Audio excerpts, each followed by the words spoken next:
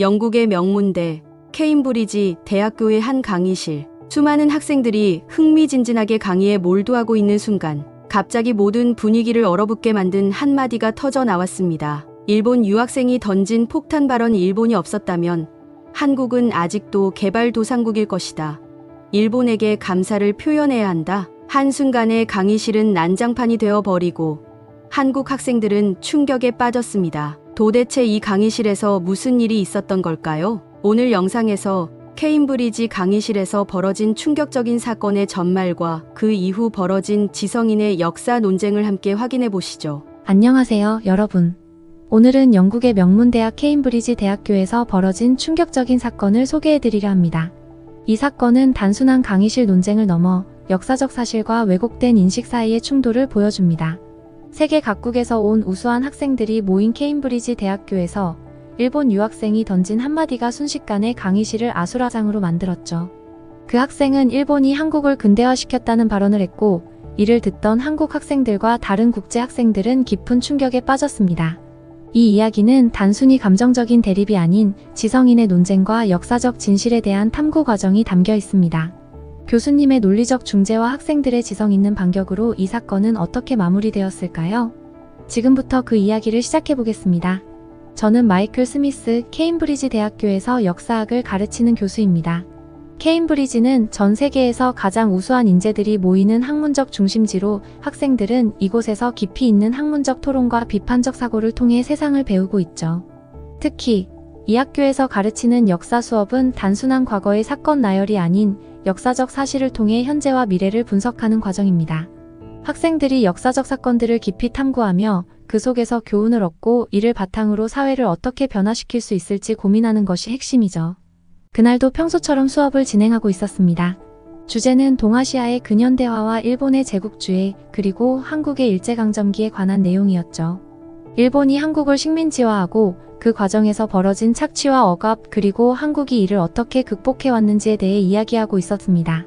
학생들은 다양한 관점에서 질문을 던지고 그에 대한 답을 나누며 활발한 토론을 이어가고 있었습니다. 그러던 중 일본에서 온 유학생 타케시가 손을 들고 발언을 요청했습니다. 평소 조용하고 학문에 깊은 관심을 보이던 학생이라 저는 그가 흥미로운 의견을 제시할 것이라고 생각했습니다.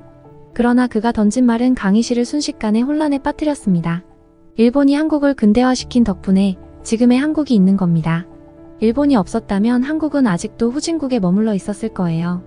일본은 철도와 학교를 세워주고 공장을 지어주며 한국을 현대사회로 이끌었습니다. 한국은 일본에게 감사해야 하고 그 은혜를 잊지 말아야 한다고 생각합니다. 이 발언은 강의실을 충격에 빠뜨렸습니다. 타케시의 얼굴은 자신만만해 보였고 그의 목소리는 흔들림이 없었습니다. 그러나 그가 던진 발언은 그야말로 역사적 왜곡이었죠. 잠시 강의실이 침묵에 빠졌습니다. 그 후 한국 유학생 지민을 포함한 여러 학생들이 눈에 띄게 동요하기 시작했습니다. 지민은 충격에 휩싸인 얼굴로 저를 바라보았고 손을 들어 발언을 요청했습니다. 그러나 저는 감정적인 대립이 되지 않도록 먼저 상황을 정리해야 한다고 생각했습니다. 수업은 학문적으로 논리적인 토론을 이어가야 할 필요가 있었기 때문이죠. 타케시는 일본 내에서도 흔히 들어왔던 역사적 왜곡을 그대로 받아들이고 있었습니다. 일본의 근대화 과정에서의 성과를 지나치게 미화하고 식민 지배를 통해 이루어진 억압과 수탈을 무시한 채로 이야기하고 있었죠. 그는 한국에 대해 깊이 이해하려는 노력을 기울이기보다 자신이 알고 있는 사실을 기정사실화하며 발표하고 있었습니다. 하지만 저는 타케시가 단순한 오해와 무지에서 비롯된 생각을 가지고 있다고 판단했습니다. 그의 발언은 자신이 속해 있는 일본 사회에서 왜곡된 역사 교육의 산물일 가능성이 컸죠. 이러한 왜곡된 인식은 종종 일본 내에서도 문제가 되고 있습니다. 일본 내 일부 학자와 정치인들이 일제강점기를 긍정적으로 미화하며 과거의 잘못을 부정하려는 시도가 지금까지 이어지고 있기 때문입니다. 타케시는 분명 그 영향을 받은 것 같았습니다. 그의 발언은 비단 그 자신만의 잘못이라기보다 일본 사회 내에서 잘못된 역사인식이 어떻게 굳어졌는지를 보여주는 사례였습니다. 그렇기 때문에 저는 타케시에게 직접적인 비난보다 논리적인 반박을 통해 그의 잘못된 인식을 바로잡아야 한다고 판단했습니다. 저는 차분히 타케시의 발언을 듣고 난 후 그에게 질문을 던졌습니다. 타케시, 일본이 한국을 근대화시켰다고 했는데 그 근대화가 누구를 위한 것이었는지 다시 한번 생각해 본 적 있나요? 타케시는 잠시 당황한 표정을 지었지만 이내 말을 이어갔습니다. 물론 일본의 이익을 위해서도였겠지만 결과적으로 한국도 그 덕분에 발전했으니 긍정적인 영향을 준 것 아닐까요? 저는 그에게 일제강점기의 본질을 다시 한번 설명했습니다. 일본은 한국을 단순히 식민지로 삼은 것이 아니라 경제적 착취와 문화적 억압을 동반한 강제적 지배를 행했습니다. 철도와 도로, 학교 등 인프라 건설은 일본이 자국의 이익을 위해 한국의 자원을 수탈하고 군사적 전략 거점으로 삼기 위한 것이었죠. 한국인들은 강제로 동원되어 일본의 군수산업과 전쟁에 이용당했고 수많은 사람들이 강제징용과 위안부로 고통받았습니다.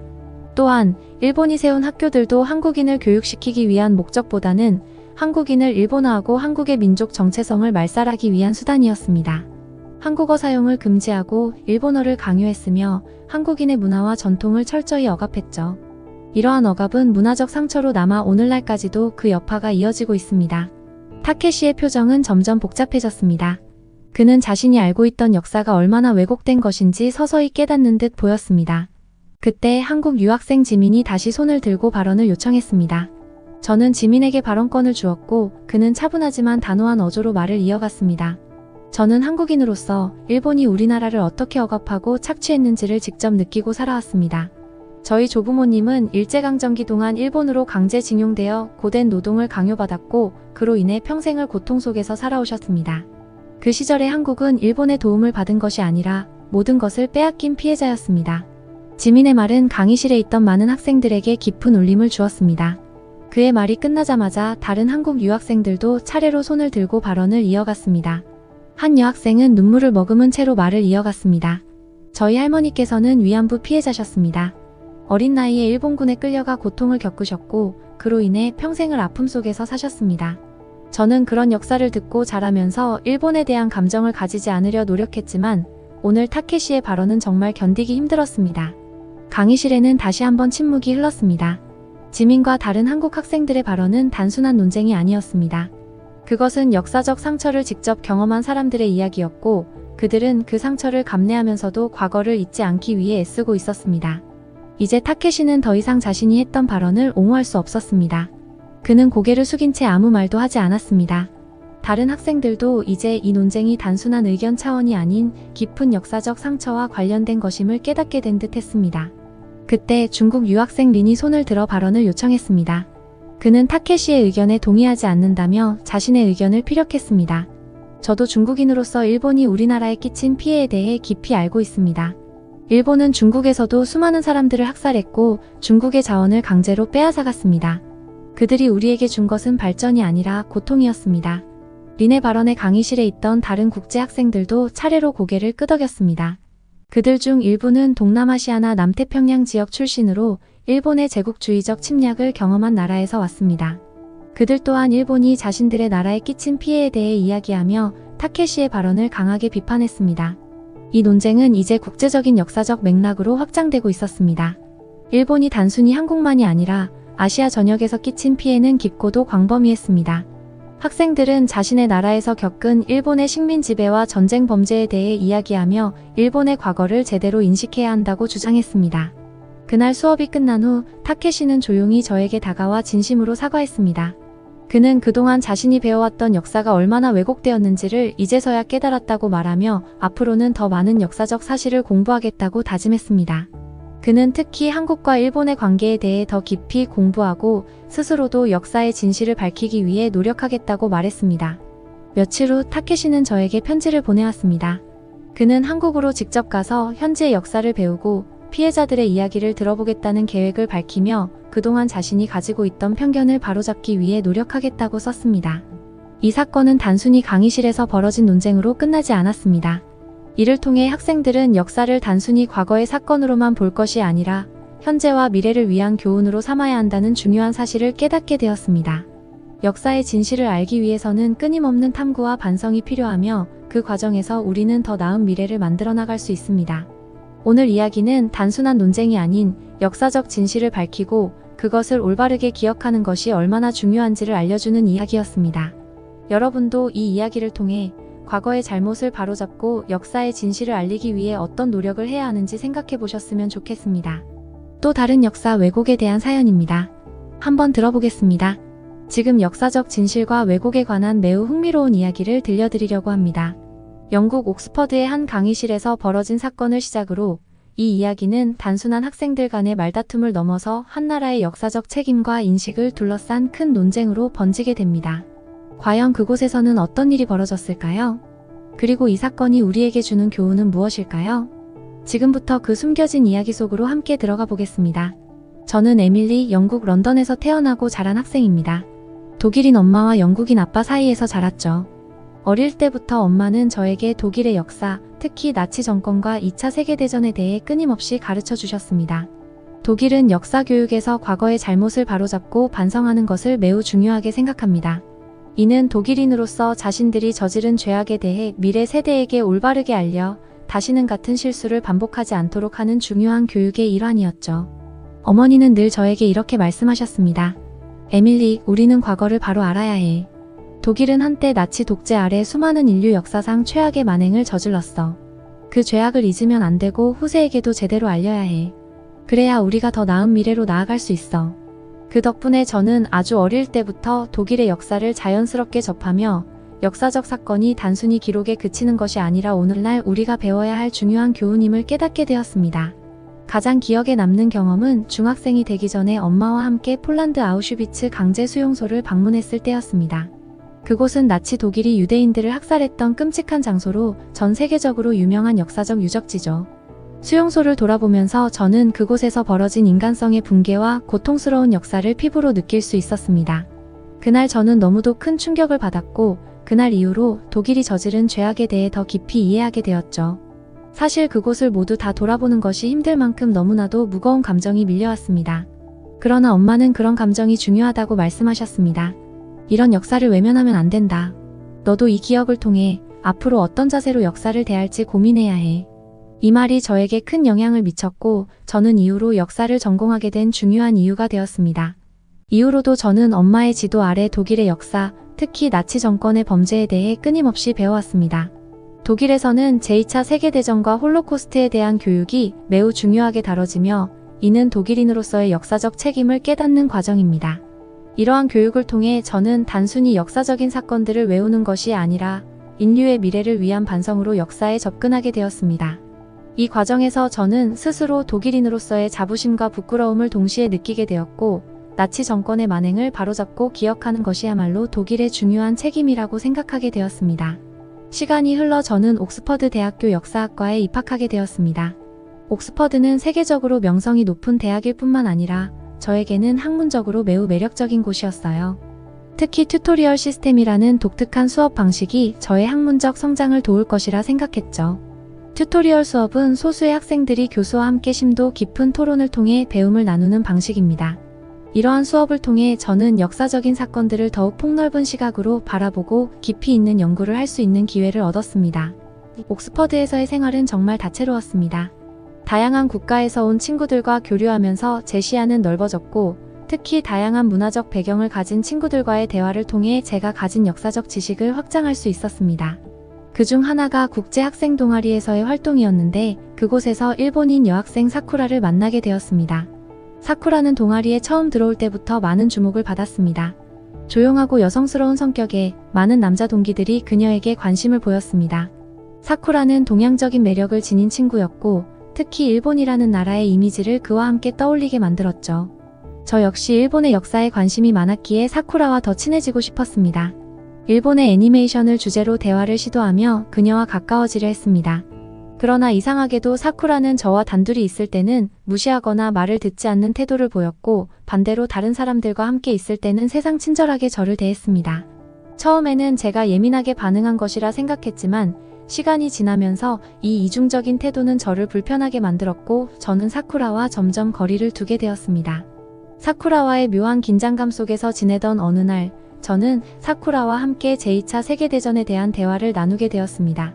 그런데 그 대화 도중 사쿠라가 던진 한마디는 저를 충격에 빠뜨렸습니다. 사쿠라는 일본 제국이 아시아 여러 나라를 식민 지배한 것이 오히려 그 나라들에게 도움이 되었다고 주장한 것입니다. 일본이 그 나라들을 발전시키기 위해 도왔던 것일 뿐이다라고 말하는 사쿠라의 발언에 저는 할 말을 잃었습니다.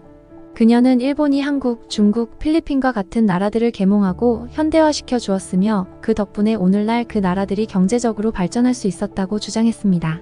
그 순간 저는 뭔가 잘못되었다는 것을 느꼈습니다. 역사적인 사실을 왜곡하는 것 같았지만 아시아 역사에 대해 깊이 알지 못했던 저는 적절한 반박을 하지 못한 채 대화를 끝내야만 했습니다. 사쿠라는 계속해서 일본이 한국에 철도와 학교 시스템을 제공하며 근대화를 위해 많은 노력을 했다고 주장했습니다. 그 말을 듣고 있던 저는 마음속 깊이 무언가 불편한 감정을 느꼈지만 그 순간에는 그저 침묵할 수밖에 없었습니다. 사쿠라와의 대화 이후 저는 마음속에 복잡한 감정이 남았습니다. 그녀가 말한 역사적 사실들이 정말 진실일까? 그때 마침 저는 우연히 한국 드라마 미스터 션샤인을 보게 되었습니다. 이 드라마는 일제강점기 시절 일본이 한국에 저지른 만행과 한국인들의 저항을 중심으로 전개되는 이야기였죠. 드라마 속에서 묘사된 일본군의 잔인한 고문 장면과 한국인들의 저항은 저에게 큰 충격을 안겨주었습니다. 외국인인 제가 봐도 그 장면들은 너무도 고통스러웠고 한국인들이 겪은 고통을 조금이나마 느낄 수 있었습니다. 그리고 그때 저는 사쿠라가 그동안 했던 말들이 잘못된 역사인식에 바탕을 둔 것임을 깨달았습니다. 단순한 의견 차이가 아니라 그녀가 믿고 있는 역사 자체가 왜곡된 것이라는 사실을 알게 되었죠. 이후 저는 한국 역사에 대한 더 깊은 관심을 가지게 되었습니다. 특히 일본이 저지른 전쟁 범죄와 식민 지배의 진실에 대해 더 많이 알고 싶어졌습니다. 이제 저는 사쿠라에게 직접적으로 질문을 던지기로 결심했습니다. 드라마를 본 후 저는 그녀에게 이렇게 물었습니다. 어제 한국 드라마에서 일본군이 한국인들을 고문하는 장면을 봤는데 너는 그 장면을 어떻게 생각하니? 제 질문에 사쿠라는 격하게 반응하며 한국이 조작된 역사를 바탕으로 일본을 비방하고 있다는 주장을 펼쳤습니다. 사쿠라는 한국이 그동안 일본이 제공한 많은 도움을 고맙게 생각하지 않고 오히려 왜곡된 역사로 일본을 비난하고 있다고 말했습니다.